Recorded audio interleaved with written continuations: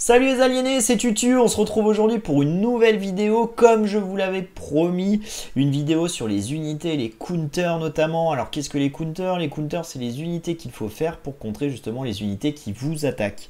Donc l'idée en fait c'est de savoir quoi utiliser et comment l'utiliser en fonction donc de ce que l'adversaire va vous proposer pour pouvoir prendre le dessus sur lui. Donc le counter c'est une unité plus forte qui est faite justement pour contrer l'unité qui arrive sur vous. Donc vraiment l'idéal c'est d'arriver à un peu à voir avec votre éclaireur ce que va faire votre adversaire, ce qu'il va proposer en stratégie et vous de vous adapter. Les meilleurs joueurs ils sont si bons parce que justement ils arrivent à anticiper, ils arrivent à voir quelles unités vont les attaquer et donc ils s'adaptent. C'est pour ça qu'ils entraînent beaucoup de rotation, ils enchaînent, ils n'hésitent pas, ils construisent un coup des casernes, un coup des camps de tir à l'arc, un coup des ateliers de siège, parce que en fonction de ce que va leur proposer l'adversaire, ils s'adaptent et ils s'adaptent via des counters. Donc le guide en fait il va aller voir toutes les unités, donc il n'y aura pas les unités de château parce que ça sera vraiment trop long déjà qu'il y a pas mal d'unités. La vidéo va être aussi assez longue je pense parce qu'on va passer en revue du coup vraiment les unités courantes du camp de tir à l'arc à l'atelier de siège etc. Donc vraiment l'idéal c'est que vous alliez voir les unités qui vous intéressent. Donc pour ça je vais faire un petit timer en dessous vous savez sur la barre de chargement, comme ça vous allez pouvoir voir quelles unités vous intéressent ou aller dans les commentaires ou juste en dessous dans la description et retrouver justement quelle unité vous intéresse. En cliquant sur le timer vous irez directement sur la partie de la vidéo qui vous intéresse. Donc je vais me répéter régulièrement, mais ça permettra du coup aux gens qui vont juste voir quelques vignettes et d'avoir à peu près toute la description de ce qu'il faut faire ou de ce qu'il ne faut pas faire. Donc j'espère que ça vous conviendra. Alors je voulais faire un truc vraiment aux petits oignons etc avec l'éditeur tout ça. Bref, j'ai lancé l'éditeur, ça m'a fait cracher tout le jeu, j'ai tous les paramètres qui sont tombés à néant, tous mes modes qui sont tombés. Il n'y a que la grille que j'arrive même plus à enlever. Du coup bon, ça sera pas aussi beau que ce que j'espérais faire, mais ça reste je pense tout à fait correct. Mais surtout les infos que je vais vous donner, elles sont tout aussi importantes et utiles. Donc j'espère vraiment que ça vous servira parce que je le fais principalement pour vous aider à progresser. C'est ce que moi j'aurais aimé avoir, et j'avoue que en langue française j'ai pas vraiment trouvé de vidéos sur ce thème là, donc j'espère sincèrement que ça vous sera utile. Donc on va pas trop perdre de temps, on va partir directement dessus, donc sur l'éditeur de partie comme j'ai pu faire. Alors je vous préviens, je vais tester quelques unités sur des batailles. C'est pareil, ça n'a pas exactement marché comme j'aurais aimé, mais on voit quand même ce qui est intéressant. Mais voilà, il n'y en aura pas pour chacun parce que je trouvais pas ça judicieux, ça rallongeait un peu la vidéo et ça n'avait pas vraiment de sens. Mais il y aura quand même quelques vignettes avec des tests pour vous montrer et pour appuyer justement mes dires. Donc on va commencer tout de suite avec l'archer et un peu toute cette catégorie là. Donc on est parti. Donc dans la catégorie des archers, on retrouve donc bien sûr toutes les évolutions. Donc archer, fantassin, arquelon, arbalétrier. Je me suis permis aussi d'ajouter un petit canonnier à main. Canonnier à main, vraiment une unité très très puissante qu'on obtient à l'âge impérial avec chimie dans certaines civilisations. Une unité qui à mon sens est trop peu utilisée par les amateurs et les débutants. D'ailleurs je ferai peut-être une vidéo sur les quelques unités comme ça qu'on n'utilise pas assez et qui vraiment peuvent renverser une partie, donc voilà. Mais donc le canonnier à main que j'ai mis dans cette catégorie parce que c'est sensiblement un peu les mêmes counters. Donc voilà, le meilleur counter du coup de l'archer et de toute cette lignée d'archer, c'est le tirailleur. Le tirailleur, vraiment, il n'y a rien de mieux pour contrer des archers. Donc à l'âge féodal, si vous prenez un recherché, vous faites 4 tirailleurs et ça va les gérer normalement. C'est plutôt ok avec le +1 d'attaque. Donc voilà, une unité très très puissante contre eux. Donc je vous recommande, c'est vraiment l'unité la plus simple à faire, ça coûte pas cher et c'est vraiment très efficace. Ensuite il y a le guerrier aigle, une unité très très puissante qui a quand même pas mal de résistance aux flèches et qui fait du coup de lui une très très bonne unité d'infanterie pour contrer ces archers là. Donc si vous jouez une des 3 cifs, pensez-y aussi, ça fait des merveilles. Vous envoyez une dizaine de guerriers aigles dans 20-30 archers et vous pouvez parfois tout nettoyer, donc c'est quand même assez fort. Alors ensuite du coup il y a le Mangono bien sûr. Alors cette unité on va l'avoir régulièrement parce qu'avec à l'âge des châteaux vous pouvez défendre énormément de choses avec le Mangono. Donc une unité qui vient de l'atelier de siège très très puissante que je vous recommande et qui permet vraiment de faire des massacres contre les archers. Alors à savoir que contre les arbalétriers à l'âge impérial, vous avez beau avoir un onac de siège, normalement vous ne pouvez pas gérer les arbalétriers parce qu'ils ont trop de portée. Donc ils ont juste à vous tirer dessus et à reculer. Et ils vous prendront quasiment tous vos Mangono ou onac de siège sans que vous puissiez jamais rien faire. Donc ce n'est pas la bonne unité pour gérer les arbalétriers. Il faut mieux faire des tirailleurs, des guerriers aigles. Voilà. Ou alors vous pouvez faire masse de scorpions. Ça marche aussi, mais c'est quand même un peu complexe. Mais le scorpion déjà seul, c'est très très efficace contre quelques archers. Une dizaine de scorpions contre des groupes d'archers, vous allez faire des massacres. Hein. C'est vraiment pareil, une unité qui va revenir très souvent, notamment contre l'infanterie. Tout ce qui est infanterie, ça fait vraiment des merveilles. Et c'est pareil, c'est une unité qu'on ne pense pas toujours à faire. Mais une fois que vous arrivez un peu à la masser, c'est vraiment très très très fort. Et ça attaque, ça défend très très bien contre les archers, contre donc les canonniers à main. Contre pas mal d'infanterie, on la reverra. Mais voilà, une unité très forte. Vous devez vous demander pourquoi j'ai mis un bélier. Est-ce que vous ne sauriez pas que les béliers sont vraiment le contre ultime de l'archer? Non, c'est pas ça en fait. J'ai mis un bélier parce que je voulais vous donner une petite astuce à utiliser lorsque vous êtes en fight. Moi, ce que je fais, c'est quand je joue archer et que je suis à l'âge des châteaux, à l'âge impérial et que je suis en train de push, l'adversaire fait des tirailleurs ou autre, peu importe si c'est archer ou tirailleur, vous tankiez avec quelques béliers devant, donc 2, 3, et vous mettez vos archers ou vos tirailleurs derrière, et en fait, si l'adversaire ne micro pas bien, et ben tous les dégâts vont aller sur les béliers. Les béliers qui, bien sûr, eux, ne prennent quasiment aucun dégât sur des flèches. Donc en fait, vos troupes derrière, ils vont être tranquilles, ils vont pouvoir nettoyer, vous allez prendre un ascendant de manière assez unique. Donc c'est vraiment une très très bonne technique que je vous donne là. Pensez-y, ça peut vraiment changer une bataille. Hein. 2 béliers devant qui tankent, et vous allez voir, ça peut faire des merveilles si l'adversaire n'est pas vigilant. Donc voilà, je vous conseille vraiment de le faire, vous allez voir, c'est assez incroyable. Donc je vous ai fait une petite phase de test. Alors j'en ferai pas à chaque unité parce que je trouve ça pas très utile, étant donné que pour la plupart alors les counters prennent quasiment toujours le dessus, mais quand on commence à jouer en fonction de comment on micro, de comment on gère ses unités, qu'il y ait counter ou pas en fonction des situations, en fait ça n'a pas toujours du sens. Donc bon, là je vais vous en faire un parce que la différence est significative, donc on va aller se regarder ça. Mais concrètement, voilà, il faut surtout savoir jouer vos unités, c'est vraiment le plus important, savoir lesquelles faire et comment les jouer. Donc allez, on va se faire ça. Et donc le test c'est 10 archers contre 10 tirailleurs d'élite, donc les unités qu'on retrouve à l'âge des châteaux, et vous allez voir, il va clairement pas y avoir photo. Hein. Donc vous voyez déjà les dégâts, là, il y en a quasiment pas qui sont pris sur les unités, alors qu'il y a déjà plusieurs archers qui tombent. Hein. Donc vous voyez, c'est vraiment un massacre, donc vraiment le tirailleur, la meilleure unité pour contrer les archers. Petit point sur lequel je n'ai pas abordé, c'est l'archer de cavalerie. Les counters sont les mêmes que les archers de cavalerie. Donc c'est les tirailleurs les meilleurs. Voilà. La différence quand même, c'est qu'ils ont la mobilité. Donc les tirailleurs risquent de courir après. Donc c'est assez galère. Donc vous pouvez faire des chameaux qui, eux, sont sensibles aux flèches. Alors oui, c'est étonnant.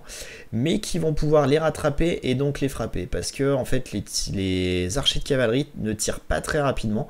Et donc les chameaux qui ont un bonus contre la cavalerie vont leur faire beaucoup de dégâts. En fait, les archers de cavalerie, ils ont le point fort des archers et des cavaliers, mais ils ont aussi les deux défauts. Donc ils vont galérer contre les tirailleurs en phase 2, ils vont galérer contre les chameaux quand ils sont en train de se faire taper, ils vont aussi souffrir contre les piquiers. Donc l'archer de cavalerie c'est une très très bonne unité, mais qu'il faut savoir vraiment maîtriser et savoir micro avec. Parce qu'en fonction de ce qu'il y a en face, il y a beaucoup de counters. Mais si vous les gérez très très bien et que vous utilisez leur mobilité qui est vraiment leur point fort, vous pouvez vraiment faire des merveilles. Donc voilà, je tenais à faire ce petit point là parce qu'elle n'apparaîtra pas, l'archer de cavalerie. Mais c'est les mêmes counters, donc tirailleur, scorpion, mangono, mais piquier et le chameau surtout qui est un très très bon compte de l'archer de cavalerie. Donc voilà, on va passer du coup au tirailleur. On va continuer un peu dans le camp de tir à l'arc et puis après on passera tranquillement à l'infanterie. Alors les tirailleurs, donc l'unité qui va le plus le contrer, alors il y en a plusieurs en fait, c'est tout ce qui est de l'ordre de la cavalerie. Donc j'ai pas mis les knights, j'ai pas mis les éléphants, mais toutes ces unités là elles vont très très bien contrer les tirailleurs. C'est une unité très faible en fait, il n'y a que contre les archers où vraiment elle brille, mais après contre le reste vraiment ils se font malmener. Donc la cavalerie d'éclairage c'est vraiment ce qui se fait de mieux, c'est pas cher et c'est particulièrement efficace contre les tirailleurs. Les guerriers aigles aussi c'est très très bien, ça fait beaucoup de dégâts. Scorpion et Mangono pour les raisons que j'ai expliquées tout à l'heure, encore une fois c'est des unités vraiment très performantes, donc je vous conseille de les faire. Ensuite du coup on va passer à l'infanterie. Alors du coup, tout ce qui est de type milicien, donc là c'est un fantassin épée longue, mais bien sûr ça marche pour donc milicien, homme d'armes, fantassin à 2 épées ou quelque chose comme ça, et les champions. Donc la meilleure unité pour les contrer, c'est tout ce qui va être de l'ordre du tir à distance, donc les archers, les canonniers à main à l'âge impérial, donc eux ils font vraiment des merveilles, vous allez pouvoir les shooter, reculer, les shooter et jamais personne va venir vous toucher en fait si vous gérez bien vos unités. Donc vraiment le contre idéal c'est vraiment les archers. Donc par exemple si vous prenez on va dire un drush, donc à l'âge sombre, dès que vous arrivez féodal vous posez un camp de tir à l'arc, vous faites quelques archers avec ou pas fletching d'ailleurs, c'est pas toujours nécessaire mais fletching c'est quand même très important si vous jouez archer, c'est même indispensable, mais pour gérer quand même quelques hommes d'armes ou quelques miliciens chez vous, les archers c'est vraiment l'idéal, vous les shootez, vous reculez et jamais ils vous toucheront et donc vous allez pouvoir vous en débarrasser assez rapidement. La cavalerie ça marche aussi contre, ça prend le dessus normalement, mais bon, vous risquez quand même de perdre des unités donc c'est un peu dommage, donc priorisez quand même les archers. Et enfin les scorpions, alors les scorpions paquets contre de l'infanterie c'est merveilleux, hein. Notamment les khmers qui ont une compétence spéciale où en fait les scorpions tirent deux balistes pardon. Et donc vraiment ça fait des merveilles, donc vous paquez les scorpions contre des unités de cet ordre là de la lignée des miliciens et vous allez voir c'est juste assez incroyable. Donc maintenant on va passer au piquier et donc halbardier et lancier. Alors du coup maintenant les piquiers, donc la meilleure unité pour contrer tout ce qui est de l'ordre des cavaleries, surtout les éléphants, hein. C'est une très très bonne unité mais par contre elle va être vraiment sensible à quasiment toutes les autres unités du jeu. Donc tout ce qui est de l'ordre des unités à distance, donc là on voit donc le fantassin à arc, vraiment l'archer c'est l'unité qui va faire le plus de dégâts au piqué. Vous avez aussi du coup, comme d'habitude, le mangono qui va faire des ravages sur les piquets si c'est bien géré. Les scorpions paquets, alors ça c'est juste merveilleux, vous allez voir ça va être un génocide de piquets, c'est assez impressionnant. Et sinon aussi tout ce qui est de l'ordre des unités de miliciens, ça prend vraiment le dessus sur les piquets, vous faites des gros massacres. En plus ils prennent très peu de dégâts contre les piquets parce ils ont des bonus que contre la cavalerie. Et contre les autres unités, vraiment... c'est un peu la tristesse, donc voilà. À prioriser donc les unités type archer, donc canonnier à main aussi bien évidemment, et les unités de type milicien. Les scorpions marchent très bien aussi. Maintenant on va aller voir le guerrier aigle. Donc le guerrier aigle, une très bonne unité, notamment quand vous commencez à avoir pas mal d'up, mais qui va rapidement se faire découper par la cavalerie. La cavalerie qui a le dessus normalement sur les guerriers aigles.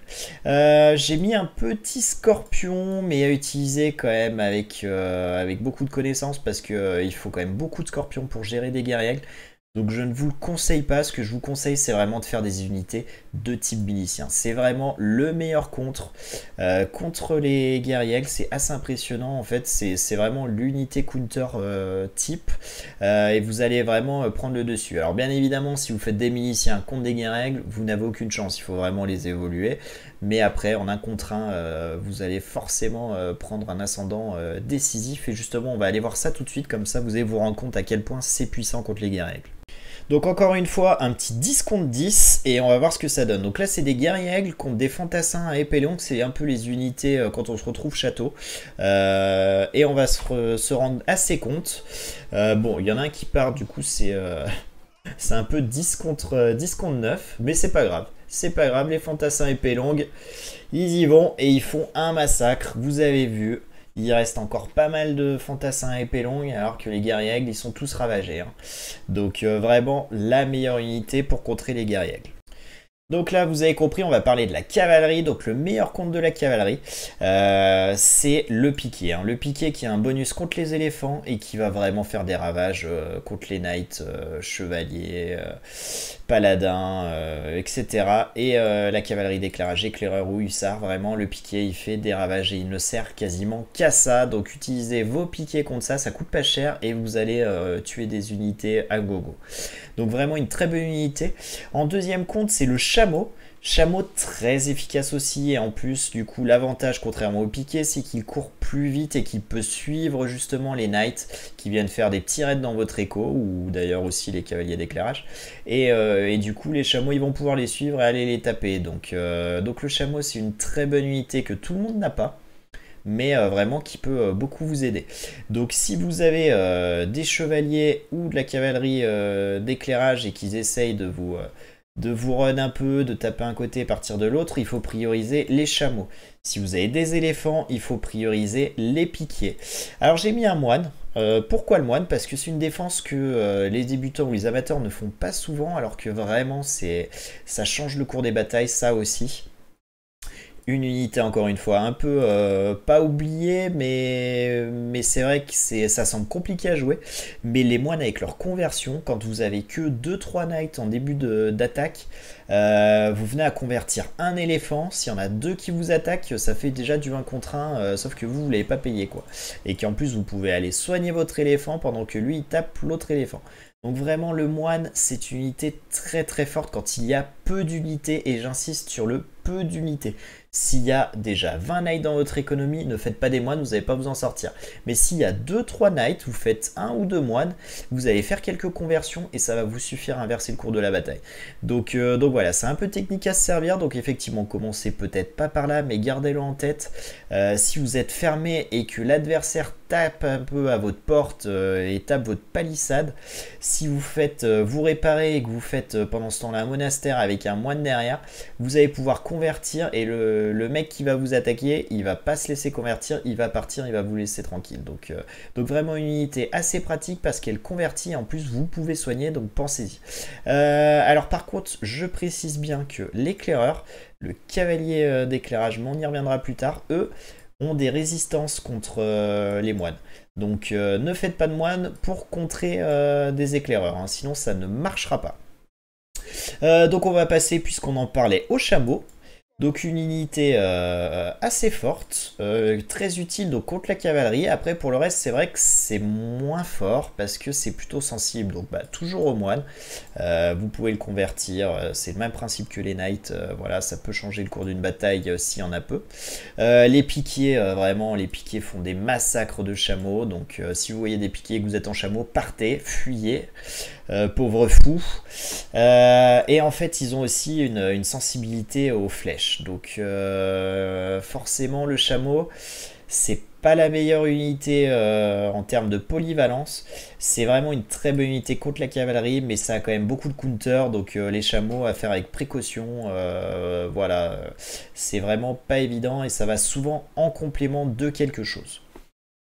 On va quand même juste se regarder un petit test pour vous montrer l'importance des chameaux. Donc 10 chameaux contre 10 knights. Alors je sais pas pourquoi il y en a toujours un qui part en explos, mais bon bref. C'est pas très grave, vous allez quand même bien comprendre là-dessus que c'est un vrai massacre. Hein. Vous voyez le nombre de chameaux qui restent et le nombre de knights qui se sont fait découper. Donc clairement une très très bonne unité les chameaux pour contrer la cavalerie. Et donc puisqu'on en parlait, donc le moine, et oui, il ne sert pas juste à aller chercher les reliques, non, pour 100 pièces d'or, croyez-moi, il fait bien d'autres choses et il faut s'en servir. Le moine, il va permettre de convertir et de soigner vos unités, donc c'est vraiment essentiel.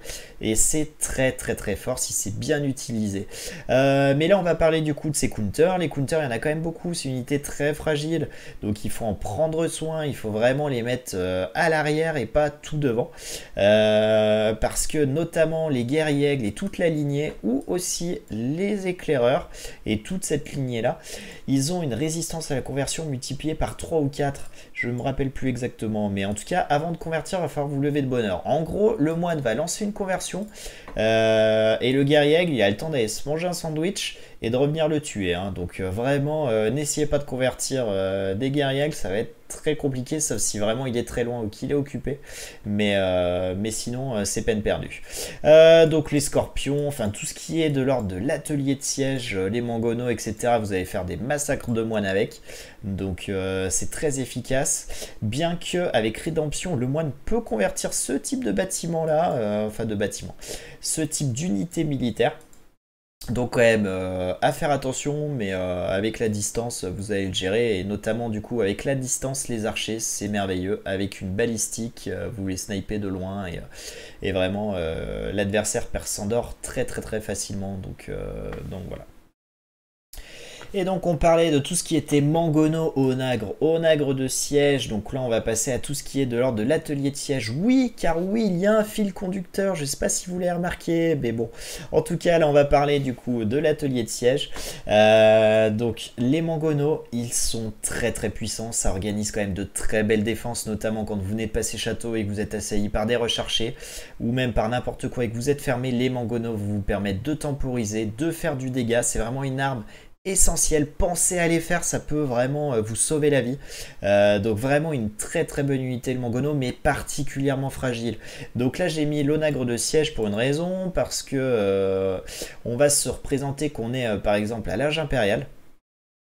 Et donc vous gérez pas mal de choses avec les onagres de siège, mais tout ce qui va être de l'ordre de la cavalerie, vraiment ça va vous arriver dessus très vite, à savoir qu'il y a une portée minimale pour les onagres et tout ce qui est de cette lignée là, donc tout ce qui est proche de vous, vous n'allez pas pouvoir les tuer. Donc tout ce qui va arriver vite sur vous comme la cavalerie, vraiment ça va être le gros counter de cette unité là. Bien sûr, le counter aussi des mangonos, c'est les mangonos. Donc souvent il y a des batailles de mangonos et c'est celui qui micro le mieux qui gagne. Donc voilà, une unité vraiment, j'insiste dessus, mais pensez à la faire. Encore une fois, c'est une unité qui n'est pas assez faite par les débutants, elle aussi, et qui vraiment peut vous soulager sur bien des égards. Donc pensez-y. À savoir que je vous l'ai mis du coup un onagre de siège, pour dire qu'on est à l'âge impérial, et qu'à l'âge impérial ce qui les gère très bien c'est ce petit canon de bombarde. On n'y pense pas toujours, c'est pareil, alors que ça fait des merveilles, hein. Ça vous snipez à distance des onagres de siège et elles vous touchent jamais, et vous allez prendre des unités de ce type là qui coûtent quand même très cher en les snipant de loin, et ça c'est vraiment merveilleux. Donc pensez à faire des canons de bombarde quand l'adversaire est à l'âge impérial et que vous aussi, et qui vous attaque et qu'il a beaucoup d'onagres de siège, hein. À savoir, petit conseil, alors ça c'est pas concernant les counters, mais les onagres de siège, servez-vous de l'attaque de zone. Essayez d'anticiper les attaques des adversaires si vous avez des recherchés, tout ça. Vous faites une attaque de zone où vous pensez que l'adversaire sera, et avec un peu d'expérience, vous savez où shooter. Et l'adversaire qui va essayer de faire des manipulations pour éviter les shots, des fois vous allez surprendre et lui prendre beaucoup d'unités. Donc vraiment utilisez cette touche, elle n'est pas là pour rien, et croyez-moi vraiment, si vous maîtrisez ça, ça va vraiment vous permettre de prendre l'avantage dans beaucoup de batailles. Donc pensez-y. Et donc on enchaîne avec le canon de bombarde justement, une très très bonne unité comme je vous le disais, qui coûte un peu cher mais qui fait quand même des merveilles, compte bien des unités, et qui donc va être très sensible notamment à tout ce qui est de la cavalerie, parce que ça va bondir dessus, ça a peu de résistance et ça tombe très très très vite. Donc fallait quand même que j'en parle, parce qu'il faut l'avoir en tête, c'est des unités très fortes mais qu'il faut protéger à tout prix. Donc maintenant on passe au scorpion que je vous ai tant vendu tout à l'heure. Le scorpion, donc une unité très forte, mais comme je vous le dis, je me répète, je sais, mais il faut le paquet, il en faut plusieurs pour vraiment que ça soit optimal. Donc comme les autres unités, comme toutes les troupes de siège, elles sont très sensibles à la cavalerie, donc vraiment eux là ils vont faire mal, que ce soit les knights ou tout ce qui est de l'ordre des cavaliers d'éclairage. Donc voilà, protégez-les. faites bien attention à vous, bien que si vous en paquez 20, 30, vous pouvez vraiment massacrer même des pelotons de Knight, ça se fait. Hein. La meilleure unité pour contrer un champ de scorpions, s'il y en a 20-30 justement, c'est de faire des zonacs de siège. Parce que là vraiment, avec une attaque de zone, vous allez en tuer 10 d'un coup parfois. Et ça, c'est assez incroyable. Hein. Ça, c'est amazing, vraiment. L'onagre de siège contre des groupes de scorpions, c'est un peu votre seul salut quand il y a un chimère qui arrive avec tous ces scorpions. Onagre de siège, vous ne réfléchissez pas, c'est votre solution, c'est votre salut. Sinon après, si vous voulez sniper, les canons de bombarde sont toujours efficaces. Donc pensez-y, c'est vraiment aussi assez pratique. Mais en priorité, onagre de siège ou mangono ou ce que vous avez. Mais voilà, si c'est bien évolué, il vous faudra des onagres de siège. Et donc oui, on va quand même parler des béliers. Alors ça sera probablement pas la vignette la plus intéressante, mais quand même. Donc les béliers qui encaissent très bien les dégâts, mais qui sont donc sensibles à tout ce qui est dégâts de mêlée. Très résistants aux flèches, donc comme je vous le disais, vous pouvez tanker avec. Les mangonos aussi font beaucoup de dégâts dessus. Les canons à bombarde aussi. Donc les béliers de siège à utiliser en priorité par eux. Et surtout donc... J'insiste, mais tout ce qui est archer, etc., donc à projectiles, priorisez du coup les unités derrière les béliers et non pas les béliers. Les béliers vont tanker, donc viser derrière, donc ça c'est très important. Et donc là on parle du trébuchet. Oui, c'est étonnant que je l'ai mis, mais quand même je trouve que c'est important. C'est pour vous donner des petites astuces quand même quand vous êtes sous le feu, sous un push adversaire et que vous ne savez pas comment vous en sortir parce que l'adversaire a beaucoup d'unités et qu'il a des trébuchets couverts par des cavaliers ou je ne sais quoi. Eh bien, il y a plusieurs moyens. Donc, soit vous y allez en bourrin avec des raids de Knight, de cavalerie légère, donc ça c'est possible, ou des guerriers, ça c'est des unités qui tapent très fort et qui font énormément de dégâts et vous pouvez rusher du coup les trébuchets adversaires, donc ça c'est une possibilité. Mais il y a peut-être plus malin. Il y a plus malin notamment en allant le sniper avec un simple canon de bombarde. Les guerres de trébuchets, en fonction des civilisations, vous allez les perdre ou les gagner. Donc l'astuce c'est de faire un canon de bombarde et là vous allez être sûr de gagner contre un trébuchet. Donc ça vous permet de lancer aucune unité, vous le snipez avec un ou deux canons de bombarde et il va tomber très vite. Hein. Donc pensez-y, ça c'est vraiment très très très fort le canon de bombarde là-dessus. Alors après bien évidemment vous allez pouvoir le tuer avec le célèbre et habituel onagre de siège, encore une fois très bonne unité. Mais voilà, j'ai mis un bélier parce qu'il faut savoir que le bélier il considère le trébuchet comme un bâtiment, une fois qu'il est monté, et même démonté je crois. Donc en fait vous arrivez avec votre bélier de siège, vous allez le taper, en 2 coups il va être par terre. Donc ça je sais pas si tout le monde le sait, donc j'ai tenu à le repréciser, mais c'est vraiment très très très fort. Donc si vous avez un bélier à proximité, vous pouvez aller taper le trébuchet et vous allez le démonter en 2 minutes. Hein. Donc voilà, ça aussi pensez-y, petite astuce, ça mange pas de pain et c'est très efficace. Et donc nous n'avons pas fait le tour de toutes les unités, maintenant on va passer aux unités sur l'eau. Alors je vais pas toutes les faire, je vais faire que les unités particulièrement utilisées.